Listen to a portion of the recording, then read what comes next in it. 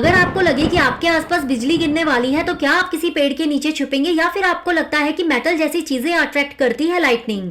अगर आप भी इन बातों को सच समझते हैं तो तैयार हो जाए, क्योंकि आज हम मिटाने वाले हैं कुछ बड़े लाइटनिंग मिथ्स। बिजली सिर्फ उन जगहों पर गिरती है जो सबसे ऊंची होती हैं। ऐसा जरूरी नहीं है, लाइटनिंग किसी भी जगह गिर सकती है, चाहे वो ऊंची हो या नहीं, बस वहाँ इलेक्ट्रिक चार्ज ज्यादा हो।